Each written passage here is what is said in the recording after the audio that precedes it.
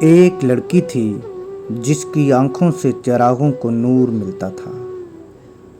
سمندر پہ ہاتھ رکھتی تو لہروں کو راستہ ملتا تھا۔ بادبانوں کی طرف غور سے دیکھتی تو ملاحوں کو منزل کا نشان ملتا تھا۔ صحرا میں اپنے قدم رکھتی تو چاندنی ابر بن کے برستی تھی۔ اس کی آواز سے بھوکھوں کو رزق ملتا تھا۔ اس کی جدائی پر سورج اپنی آب و تاب بھول کر مغرب کی جانب پہاڑوں کی برفیلی تہوں میں چھپ جایا کرتا تھا۔ اس کی اداسی پہ چاند نوحہ کناں ہوا کرتا تھا۔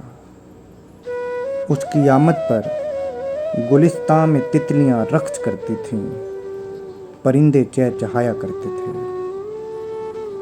اپنی نیلی آنکھوں سے آسماں کو تکتی تو ستارے اپنی گردش بھول جایا کرتے تھے۔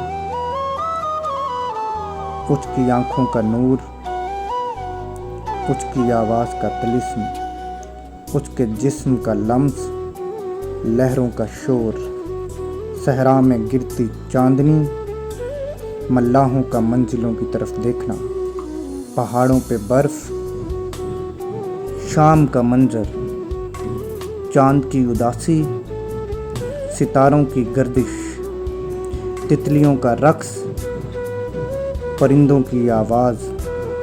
خواب میں دیکھے گئے ان تمام مناظر کو بند آنکھوں سے دوبارہ دیکھنے کی ناکام کوشش کرنے لگا۔ میں اس حسین خواب کی دنیا میں دوبارہ جانا چاہتا تھا۔ کئی روز کی مسلسل ناکام کوشش کے باوجود یہ تمام مناظر اور کیفیات میری یادداشت سے ختم ہوتے جا رہے تھے۔